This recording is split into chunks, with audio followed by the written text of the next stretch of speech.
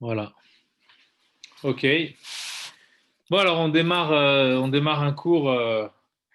Alors, j'ai demandé l'autorisation parce qu'on me dit veuillez demander l'autorisation d'enregistrer à l'animateur. Oui, oui, vous pouvez. C'est bon, J'ai répondu ou pas? je ne sais pas. Bon, je sais pas. En tout Veuillez cas, demander moi, je l'ai enregistré. Je l'autorisation. pense que je le mettrai après sur YouTube. Alors, ce que je vais faire, c'est que je vais demander. Moi, je vais passer en téléphone parce que j'entendrai mieux, je pense. Bon, d'accord. Je vais garder le truc, mais je vais passer en téléphone. Donc, ça marche. Bon, alors, on commence une étude là sur un livre qui a été écrit par Rabbi Shalom Dovber Schneerson, qu'on appelle le Rabbi Rachab, qui est le 5e rabbi de la dynastie de la Chassidut Chabad. Si on compte depuis le Admor Hazaken, donc c'est la 5e génération après le Admor Hazaken et la 7e après le Baal Shem Tov. Donc c'est le courant chassidique. Et bon, alors la particularité de ce rabbi, c'est qu'il a repris toutes les notions de la chassidoute et il a cherché à leur donner des définitions très profondes, très précises. Et en même temps, dans son étude, il nous met dans une dynamique, dans un mouvement de pensée. Et au travers du mouvement de pensée, ce n'est pas simplement un mouvement de pensée, mais on pourrait dire que c'est même un mouvement d'âme. Parce que la pensée, en fait, elle accompagne l'âme. Donc il y a une quête de ce qui se passe dans les parties conscientes, si on veut parler dans un langage un peu freudien, de l'âme, et pour aller chercher aussi dans les racines profondes inconscientes. Et le but de la connaissance de l'humain, donc la valeur en soi de cette connaissance, en fait, ça ramène aussi au problème du pourquoi de la connaissance. On en parlait un petit peu tout à l'heure avant de commencer l'enregistrement. À quoi cela sert-il de connaître des choses? C'est Aristote qui dit que le désir de connaître, c'est un désir qui est intrinsèque à la nature humaine. L'homme veut connaître. Et pour nous, la connaissance, elle nous ramène toujours à la connaissance avec un grand C, ce qui fait science, d'accord, ce qui fait conscience, c'est-à-dire la connaissance de Dieu. Et si je vais chercher la connaissance de l'homme, c'est parce que la fenêtre la plus transparente dans le monde qui permet d'avoir une lumière, une ouverture sur la connaissance du divin, là, c'est l'homme. Pour plusieurs raisons. D'abord, dans la Torah, il est écrit que l'homme a été créé à l'image de Dieu. Et donc, à ce titre-là, si je comprends ce qui se passe dans l'homme, j'ai une petite chance d'accéder un petit peu à la connaissance de Dieu. Il y a aussi quelque chose de très important, c'est que qu'est-ce que ça signifie que l'homme est créé à l'image de Dieu?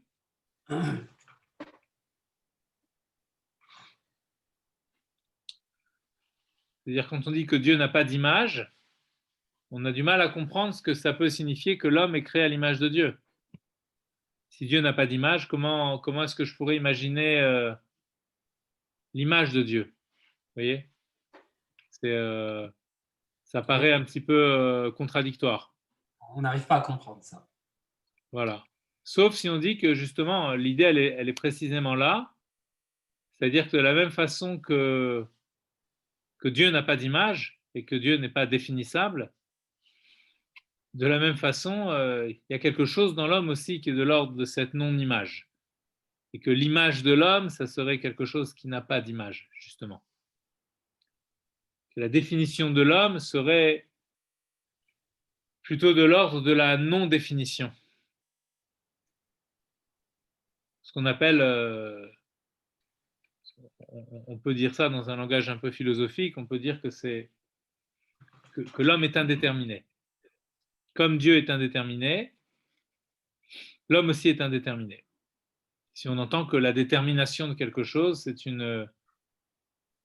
c'est quelque part une définition de la chose, d'accord, une forme de définition identitaire.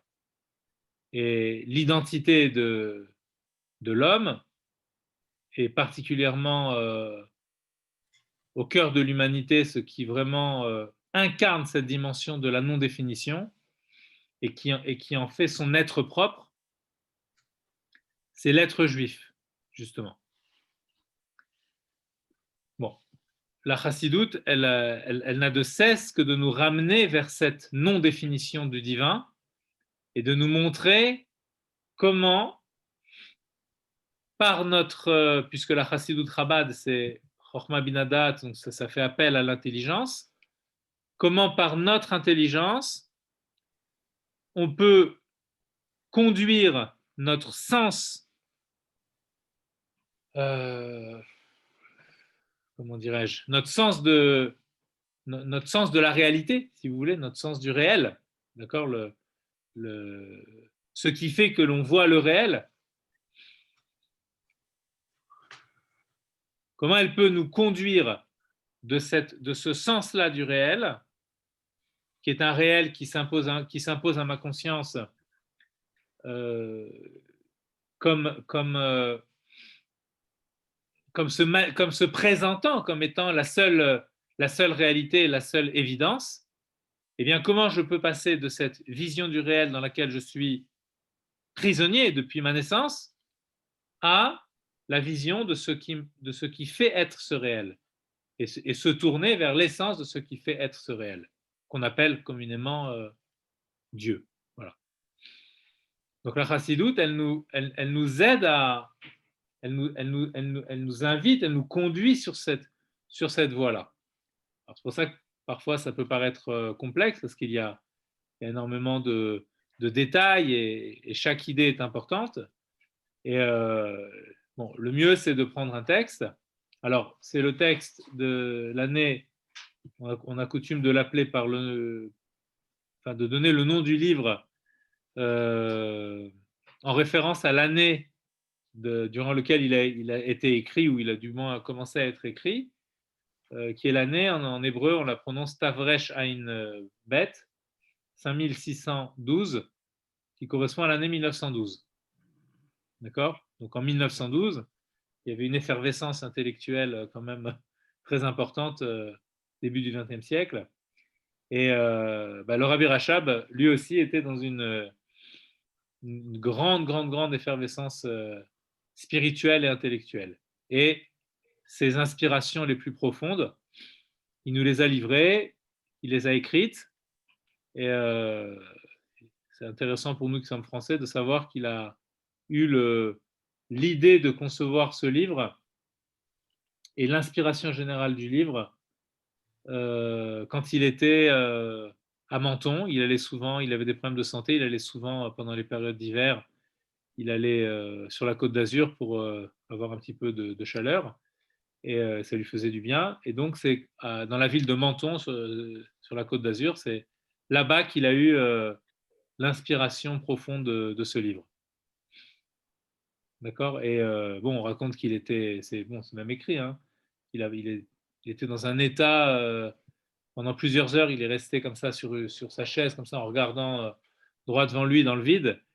Et après plusieurs heures, il a demandé à son fils qui l'accompagnait, il lui a dit où on est, quelle heure il est, quel jour on est. Enfin bon, il a repris contact avec le réel. Et il lui a dit, je viens de penser une nouvelle façon d'expliquer la chassidoute.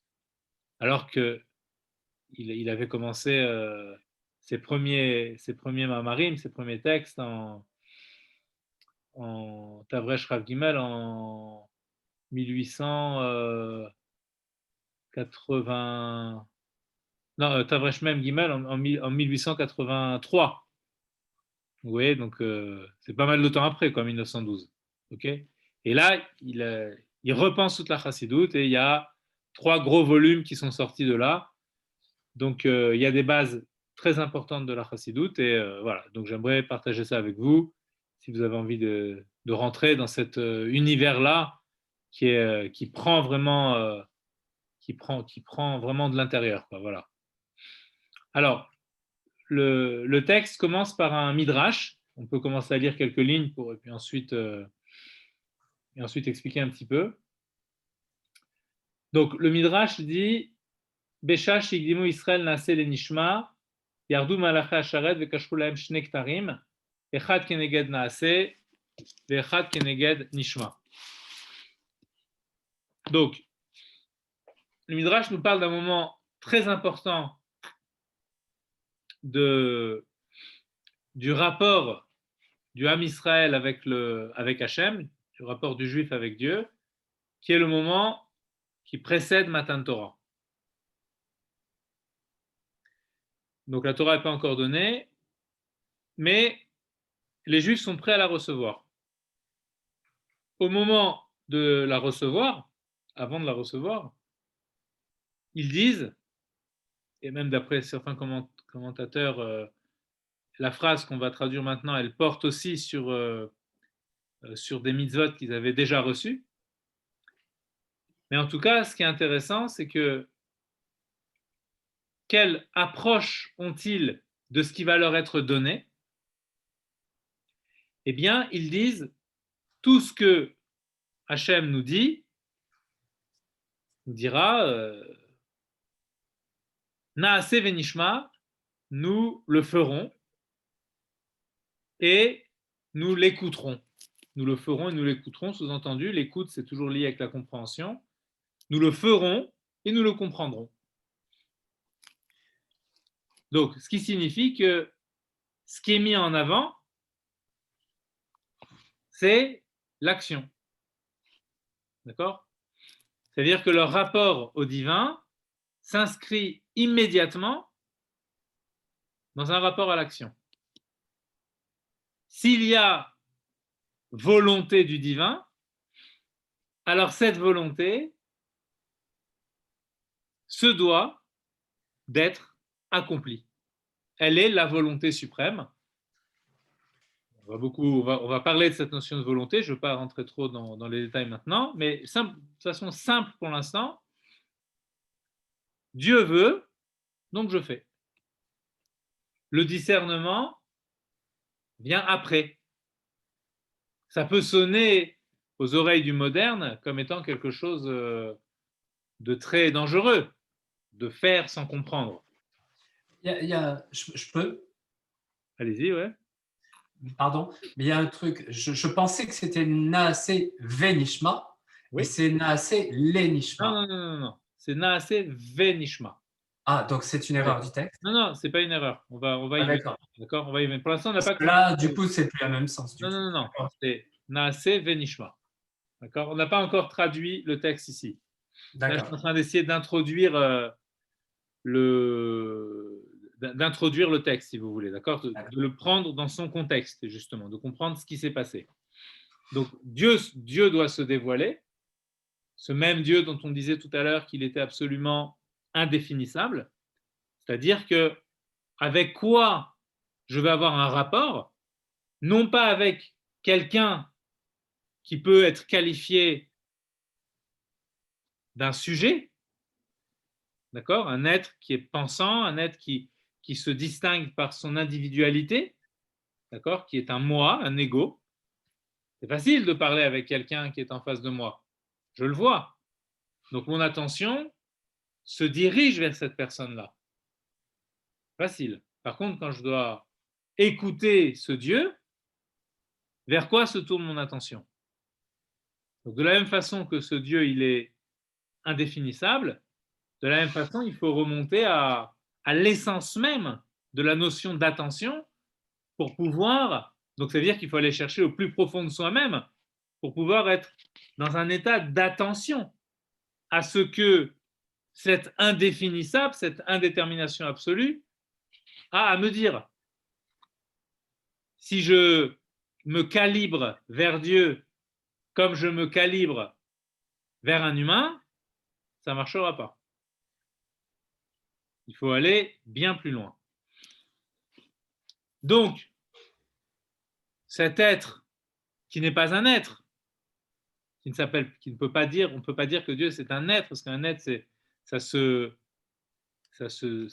déterminé, c'est défini d'une certaine mesure. Même l'humain dont on a dit qu'il était indéterminé, il est quand même déterminé dans le sens où il est telle personne et pas telle autre personne.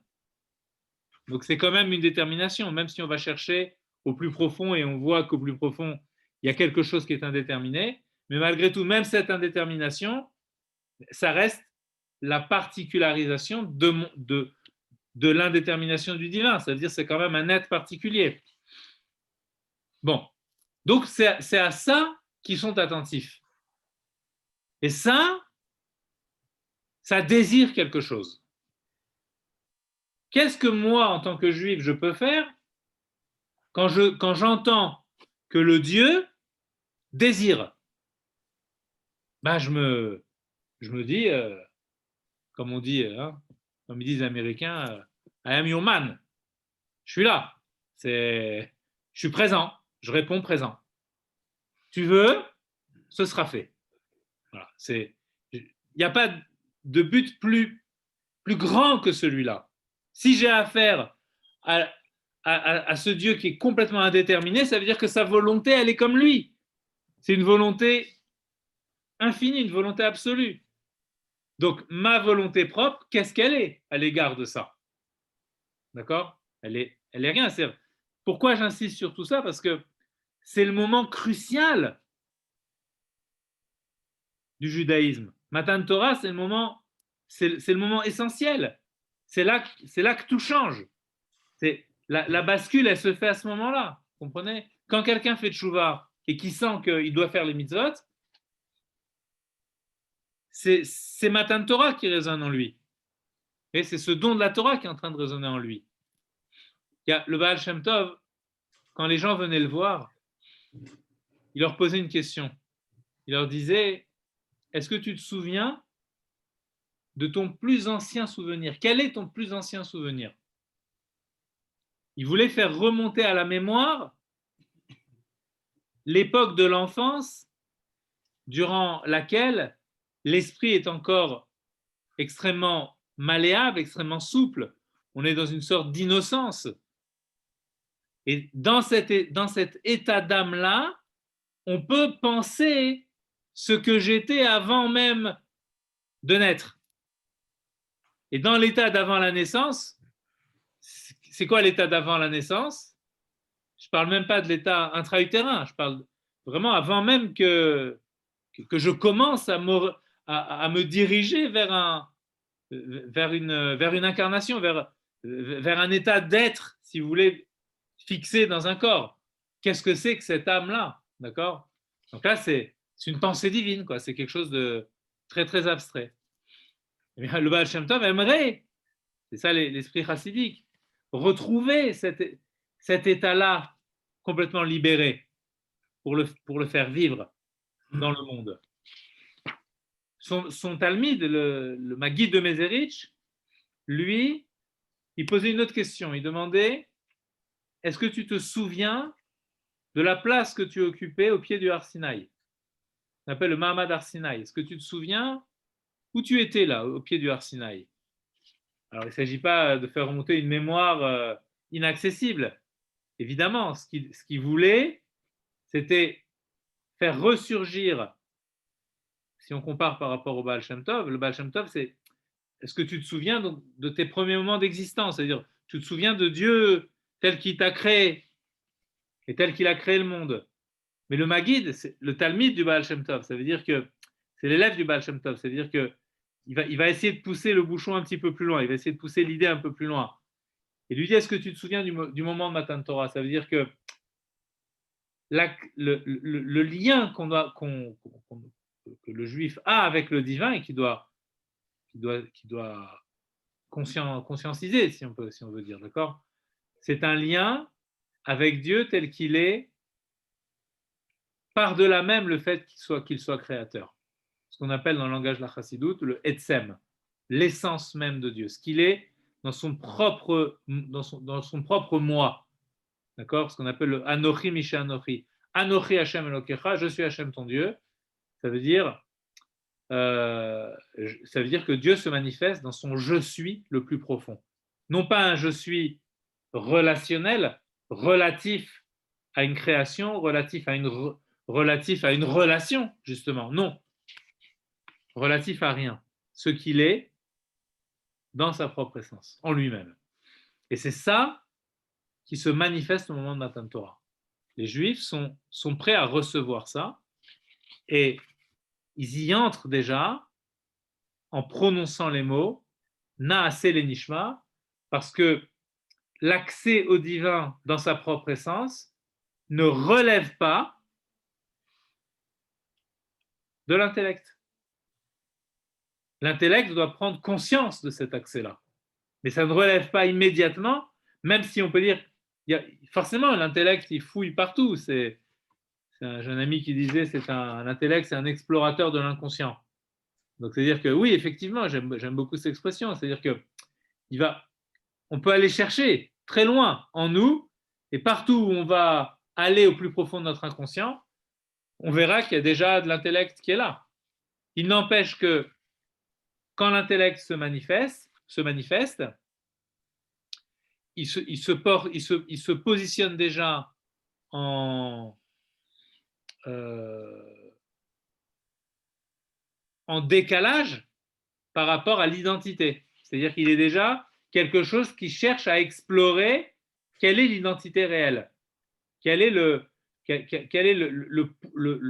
point d'être, si vous voulez, le point fondamental de l'être, là où cet être est un avec son origine, là où le morceau est un avec l'ensemble, là où la part est un avec l'ensemble. Donc l'intellect, s'il commence à réfléchir, c'est que déjà il observe ça de l'extérieur. Mais en même temps, l'avantage de l'intellect, c'est que tout en observant de l'extérieur, eh bien, il peut réintérioriser cette chose-là. Et cette fois-ci, ça ne se passe plus dans les limbes profondes de l'inconscient, mais justement, ça devient du conscient. C'est très important parce que Matan Torah, c'est la récupération de cette conscience qu'on a perdue bien longtemps avant, avec la faute d'Adam Arishon, qui est la faute de la conscience. L'arbre de la connaissance, c'est une perte de la conscience de l'homme, puisque avant cette faute-là, il était dans une pleine conscience du divin, donc dans une conscience spontanée, dans une forme de vécu immédiat, d'un rapport immédiat au divin. Et la perte de la conscience fait qu'ils rentrent dans un rapport de médiété qui passe par l'intellect. Voilà. Mais ce qui est donné au moment de Matan Torah, c'est une possibilité de retrouver ensuite ce lien-là avec notre vision, avec notre réflexion. Pour autant, ce qui est mis en avant directement au moment de Matan Torah, ce n'est pas ça. Les premiers mots des Ben Israël, c'est Naaseh. Naaseh, ça n'engage pas forcément, ça n'engage pas l'intellect. Nous ferons, ça engage ça engage la volonté, et la volonté en tant qu'elle se connecte avec la volonté suprême qui est la volonté divine. D'accord? Donc c'est ça qui est engagé. C'est-à-dire c'est l'homme d'habitude est dans un état d'obéissance à sa propre volonté. Donc c'est de sa volonté qui est un potentiel, il passe à l'acte, d'accord, qui est l'effectif. Il passe de la puissance à l'acte. Donc l'action c'est l'acte de la puissance de la volonté. Et là, c'est une autre puissance qui se manifeste en lui, puisque tout à coup, il dit, ce n'est pas la volonté de mon propre moi que je vais mettre en acte, mais c'est la volonté suprême qui est la volonté du divin. C'est ce que signifie le Naaseh. Naaseh, Venishma. Ensuite, il faudra aussi intérioriser cette chose-là par la compréhension. Donc il faudra aussi que ça entre aussi dans les autres strates de l'humain, d'accord, qui sont la compréhension, les sentiments, voilà, tout ce qui concerne l'humain. Le Midrash, donc maintenant on en vient à notre texte, nous dit au moment où les béné Israël ont fait précéder leur proclamation d'un naasé, d'un nous ferons, à la proclamation de l'engagement vers la compréhension. Donc ils ont fait précéder l'engagement vers l'acte à l'engagement à la compréhension. Alors, il s'est produit quelque chose de miraculeux, si on peut dire. Des anges sont descendus, c'est un midrash, donc il faut comprendre le sens du midrash. Des anges descendirent, on appelle les malach hacharet, les anges du service divin, descendent et attachent kashrou lahem shnektarim, et attachent sur leur tête, donc, au béné Israël, 2 couronnes. Ils leur fixent sur leur tête 2 couronnes. Pourquoi ces 2 couronnes? Une, parce qu'ils avaient dit, ils s'étaient engagés sur l'action, donc une couronne pour l'action, et une deuxième, parce qu'ils se sont engagés sur la compréhension, et les 2 aspects méritent d'être mis en valeur. Donc, ils méritent d'être couronnés. Ils occupent maintenant une sorte de règne. Le règne de l'engagement, le règne de la compréhension. Les anges descendent comme missionnés par Dieu. D'accord? Donc, ils méritent d'être couronnés. Ok? On va voir que toute la première partie de notre texte va s'intéresser à cette particularité de la couronne. Pour l'instant, la couronne, pour nous, c'est une mise en valeur. Ça peut être un signe honorifique. Il mérite d'être honoré. Ah, tu mérites une couronne, tu as fait quelque chose de bien, je te donne la Légion d'honneur, voilà, tu as une belle couronne. Mais bien évidemment que lorsque le Midrash nous dit qu'on a mis des couronnes sur les enfants d'Israël, ces couronnes, elles ont une signification, une valeur symbolique extrêmement forte. Et ça va être un petit peu la quête de cette signification qui va être mise en route dans ce Mahamar-là. D'accord? Qu'entend-on par ces couronnes? C'est que tous les Shabbats à la choule, on dit Keter itnu lecha. Ils te mettront une couronne. C'est-à-dire qu'en principe, la couronne, c'est quelque chose qu'on met qu'on donne à Dieu. C'est-à-dire, couronner, c'est régner. Donc, qui règne, c'est Dieu. Donc, pourquoi nous, on mériterait aussi une certaine forme de règne? Qu'est-ce que ça peut vouloir dire? D'accord? Bon, ça, c'est notre midrash de base, Besha Sheikdimu, qui signifie au moment où ils ont fait précéder. C'est pour ça, c'est pas Naase ve Nishma, hein, c'est Ikdimu Naase, ils ont fait précéder Naase le Nishma. Ah, Nishma, c'est ça le lamed de Naase ve Nishma. Ici, c'est le Nishma. C'est dans le Midrash qu'il y a le Nishma. Oui, le Midrash dit le Nishma parce qu'il conjugue il décline, si vous voulez, le verbe. Vous comprenez? Dans le Pasuk dit, les bénis Israël ont dit, nous ferons et nous comprendrons. Le Midrash dit, les bénis Israël ont fait précéder, nous ferons, à nous comprendrons. Ah, d'accord, oui, c'est la phrase. Pardon. C'est la phrase. Nous ferons précéder, ils ont fait précéder, nous ferons, à nous comprendrons. En français aussi, on va dire ah, on ne va pas dire et. D'accord? Parce qu'on veut mettre vraiment en avant l'idée que Naasé a été dit avant Nishma. D'accord. Alors, je continue un petit peu dans le texte, on explique au fur et à mesure. Mashpot ha'inyan hu, des mash nitnu lahem aktarim, ou mipne sheikdimu naasé le nishma. Donc, qu'est-ce qu'on comprend de là? quand on lit le début du texte, parce que là, maintenant, c'est une analyse, si vous voulez, une analyse de la Votre cohérence. appel a été mis en attente.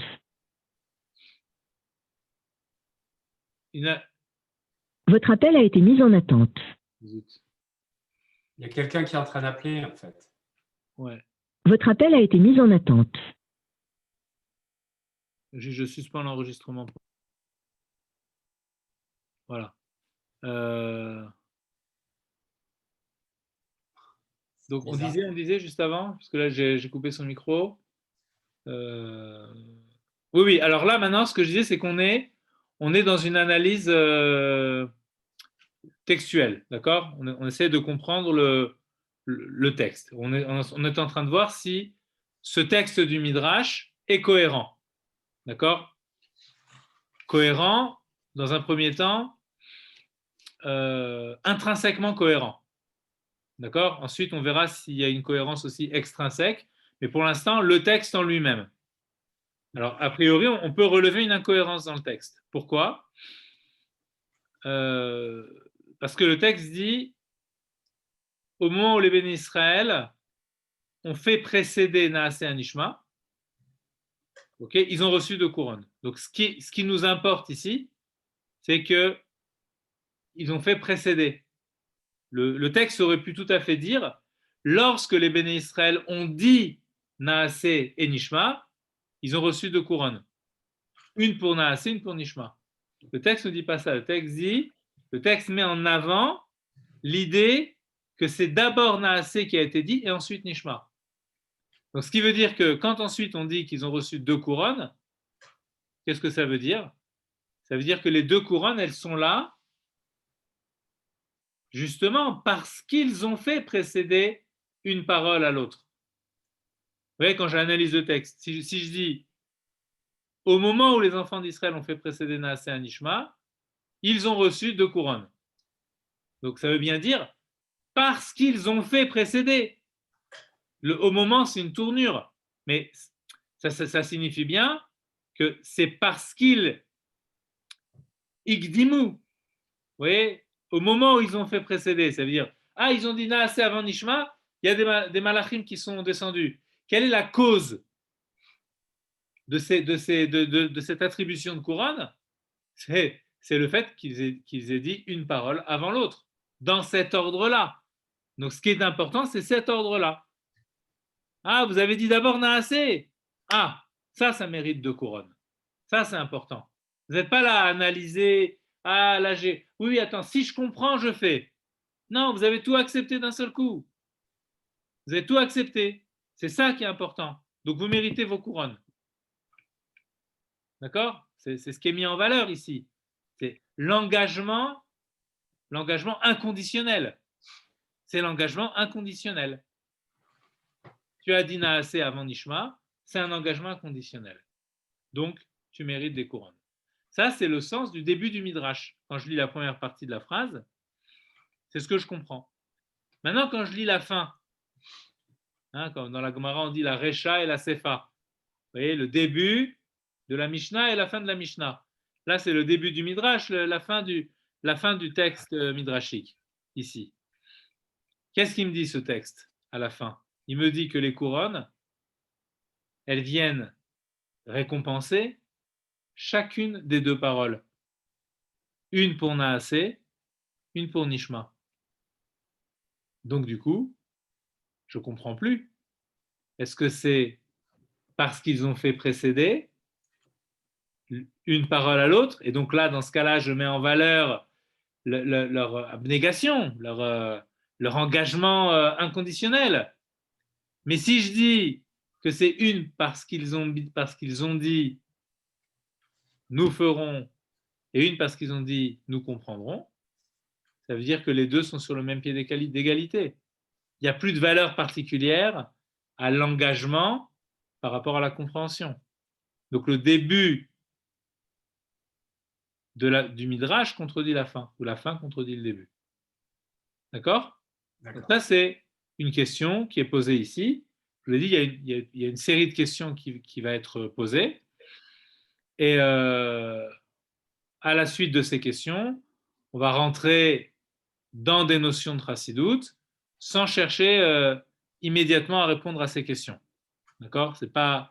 L'objectif n'est pas tout de suite de répondre à ces questions, parce que ces questions, en fait, nous convient à une réflexion sur des notions fondamentales de la Kabbalah, de la Chassidut. Et donc, quand on dit la Kabbalah de la Chassidut, ça veut dire des questions fondamentales qui viennent interroger notre rapport au divin. D'accord? En regard des différentes aptitudes d'âme, ce qu'on appelle les kochot nefesh, les forces d'âme, desquelles nous sommes dotés. C'est clair? Oui, ça a l'air. Il y a des questions, il y a des... Non, j'attends la suite parce que c'est des notions qui ne sont pas simples. Je suis d'accord avec vous. Mais c'est-à-dire que oui, centré sur le fait de naaser, oui, c'est ça. C'est le principe du judaïsme, en fait. Complètement. Mais on ne va pas parler spécifiquement du naasé dans la suite. Hein. C'est-à-dire nous, on va essayer de comprendre ce que ça signifie cette notion de couronne. Oui, c'est ça. C'est très important. C'est très, très important parce que la couronne, c'est dans les sphirotes, on va le voir par la suite, mais dans la Kabbalah, vous savez qu'il y a 10 séphirotes. D'accord? Il y a 10 éléments. Donc, il y a la couronne, Keter, Chochma, Bina, Da'at. Donc, globalement, il y a une séphira qui s'appelle... Enfin, c'est difficile. Le mot séphira, c'est très difficile de le traduire. Je ne sais pas si vous avez déjà entendu ce mot-là ou... J'ai entendu parler un peu, je n'ai pas étudié. D'accord. Bon, pour simplifier vraiment, on peut dire que c'est les séphirotes, si vous voulez, ce sont les constituants premiers à partir desquels Dieu a créé le monde. Vraiment pour simplifier. D'accord? Ce sont vraiment les constituants de base. Alors, bon, voilà, il y en a une qui s'appelle la couronne, 3 autres qui s'appellent Chochma Binadat, qui correspondent à l'intellect. Ensuite, on en a 6 qui correspondent au sentiment de l'homme. Donc, on descend, hein, il y a la couronne, ensuite, voilà. Et la tête, l'intellect, les sentiments, le cœur, qui contient aussi les jambes, la possibilité de marcher. Bon. Et ensuite, on a la possibilité d'exprimer. C'est la parole. D'accord? Donc, en tout, on en a 11, même si on n'en compte que 10, mais finalement, on a 11 séphirotes. On dira toujours qu'on a 10 séphirotes, pour des raisons qu'on sera Bezrat Hashem amené à expliquer, mais ce sont les éléments de base. Et la première de toutes, c'est celle du Keter. Donc la Kabbalah, c'est bien plus tardif que le Midrash. D'accord? Le Midrash, c'est l'époque du Beth Amikdash, c'est l'époque des Tanaïm. Oui, c'est ça. Donc la Kabbalah, elle débute bien après, si vous voulez. D'accord? Surtout dans la terminologie des séphirotes, c'est bien après. Mais pourtant, dans la Kabbalah, on va avoir des accointances avec le langage des Chachamim déjà de l'époque du Midrash. Et donc, on va pouvoir restructurer certains passages, ou en tout cas les intégrer à une structure beaucoup plus générale de la relation entre l'homme et Dieu. D'accord? Puisqu'on va retrouver cette notion de Keter dans les constituants de l'homme. Bon, mais pour l'instant, voilà, c'est pour un petit peu distiller des petites notions au fur et à mesure. אבל אם היו מקדימים נשמע לנעשה, לא היו נותנים שני כתרים. לפי שהשמיעה הוא בשביל העשייה. וכשאומר אחר כך אחד נגד נעשה, חולה, משמע שהשני כתרים הם רק משום שאמרו נעשה ונשמע. Bon, on a expliqué, je ne vais pas le retraduire dans les mots, on l'a dit par anticipation. שהראינו אומר אחד נגד נעשה ונשמע, ואחד נגד מה שהקדימו נעשה לנשמע. Bon, donc là, on aurait eu, la fin du Midrash sous-entend que faire et comprendre, ça serait au même niveau, puisque les couronnes qui ont été données vraiment l'une pour le faire, l'autre pour la compréhension. Et le Midrash ne dit pas une parce qu'ils ont fait précéder Naaseh Anishma et une parce que ils ont dit Naaseh et Nishma.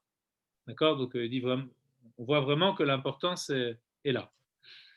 Alors, Gam Tzarich Lehavin est dans cette égalité, si on peut dire. D'accord? Gam Tzarich Lehavin ma shenetinat aktarim ou al yeda malachim. Valo lifamim atzinu b'midrash Rabbah dans Kedoshim, sauf Perek Chav Dalet.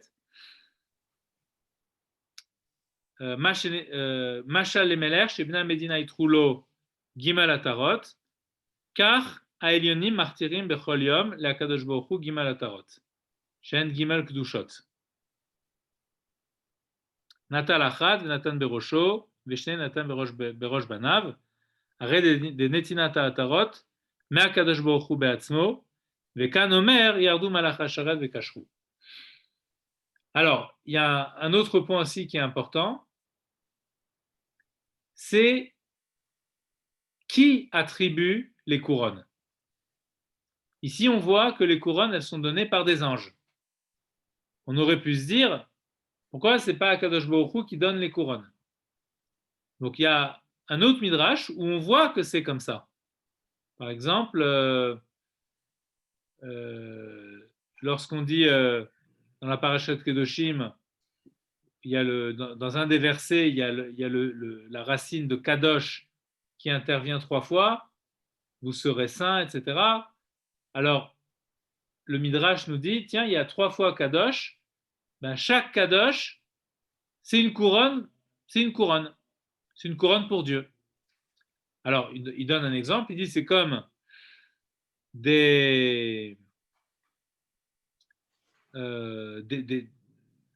c'est-à-dire un peuple qui voudrait couronner son roi.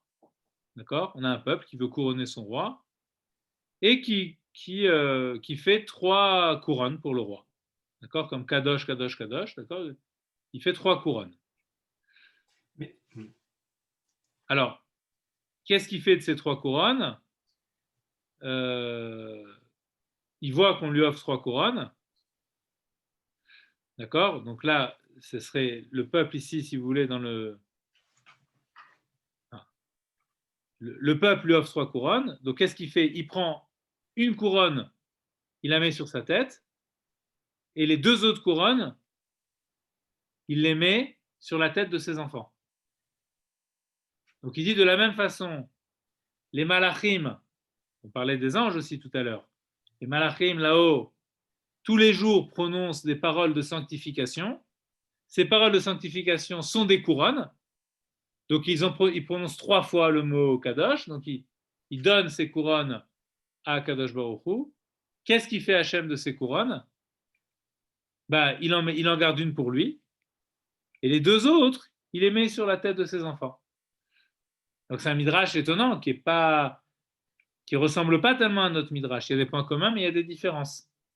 Donc, point commun, alors c'est que, alors différence, parce que c'est de là qu'on était parti, c'est que dans notre midrash à nous, c'est les anges qui descendent, qui descendent pour donner les couronnes de Béné Israël. Dans le midrash de Parashat Kedoshim, c'est Akadosh Baruch Hu qui donne les couronnes. Mais point commun, même dans le midrash de Parashat Kedoshim, les anges sont présents. Sauf qu'à la place de donner les couronnes au Béné Israël, il les donne à Dieu. Ouais. Alors que là, c'est les anges qui nous les donnent. Donc on ne comprend pas. Pourquoi une fois il donne à Dieu, une fois il nous donne à nous. Là, c'est 2 midrashim qui sont dans des contextes différents, d'accord. Mais malgré tout, on essaye de comprendre comment on pourrait rendre cohérents tous ces midrashim.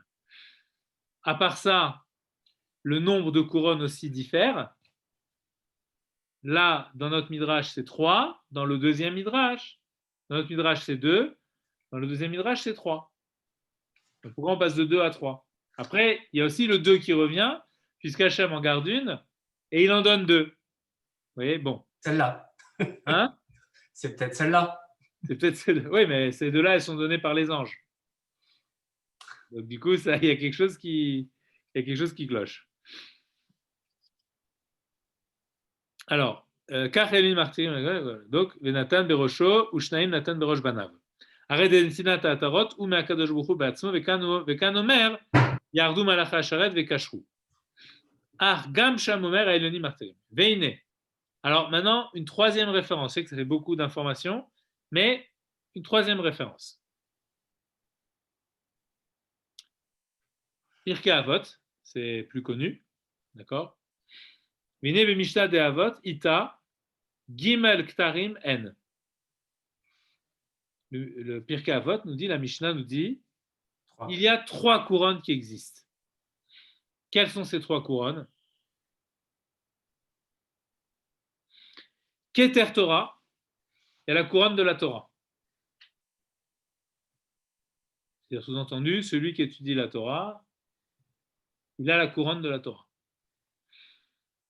Il y a une deuxième couronne qui est Keter Keuna. Le Kohen aussi, c'est une forme de royaume, il a aussi droit à sa couronne. Mais il y a une troisième couronne aussi, qui est la couronne du roi, ce qu'on appelle Keter Malchut.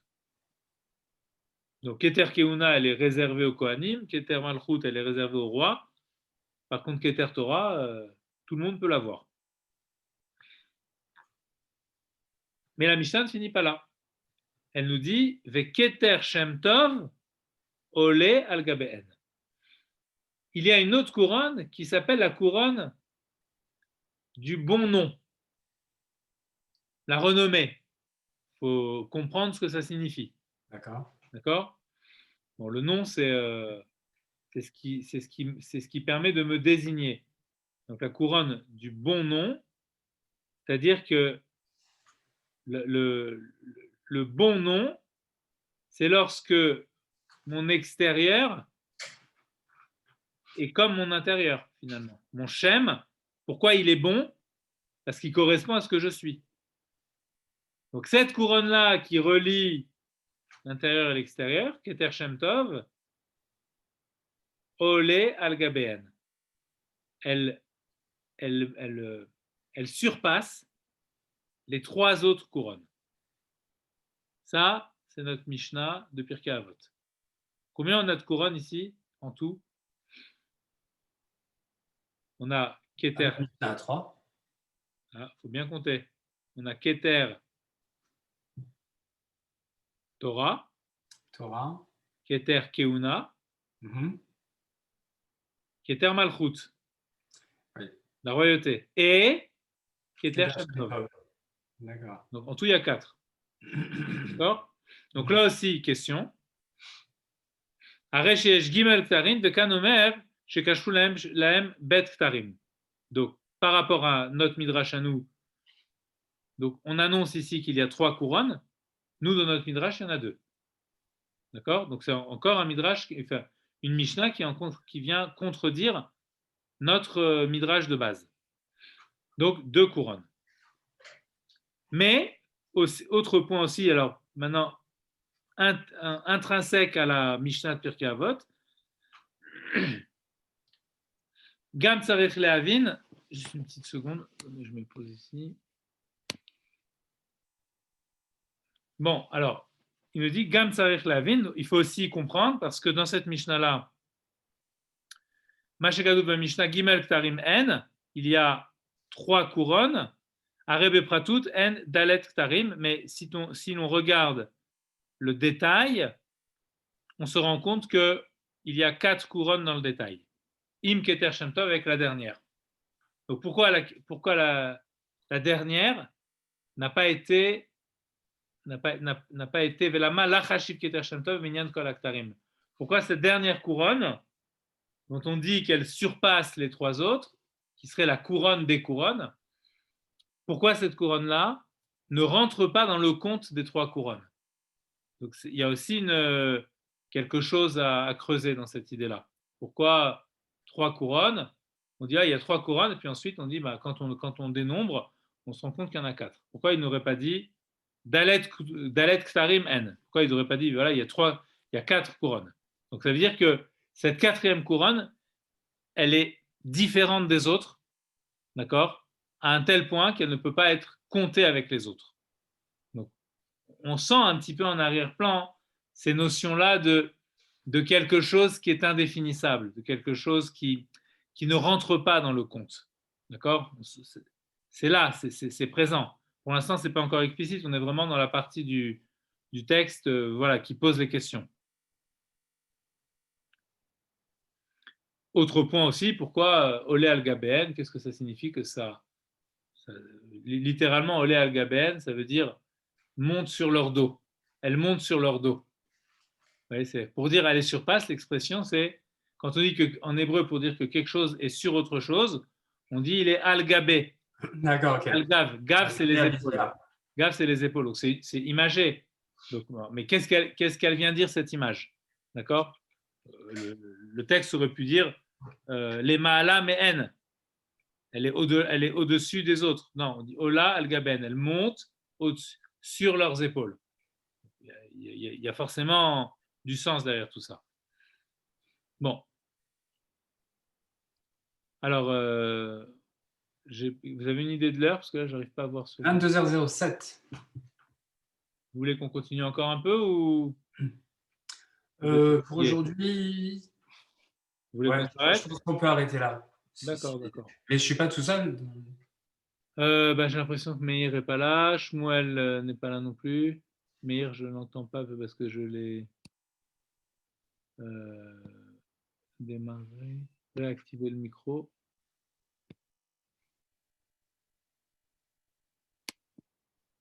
Je ne sais pas. Non, mais on va s'arrêter là. Voilà, c'est vraiment un cours d'introduction, d'accord, pour essayer de rentrer un petit peu dans les. On n'a même pas vraiment encore commencé à rentrer dans les notions de Chassidut véritablement. Vous voyez, oui, parce que là, c'est la Kabbalah et les notions de couronne, c'est très abstrait, quoi. Enfin, c'est très. Mais bon, on va avoir des explications. En tout cas, comment je peux avoir l'enregistrement que vous avez fait là?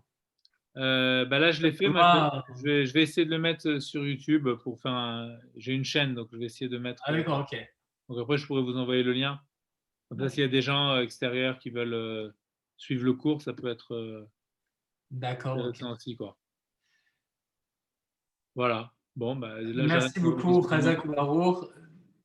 Alors, suspendre, arrêter l'enregistrement. Voilà.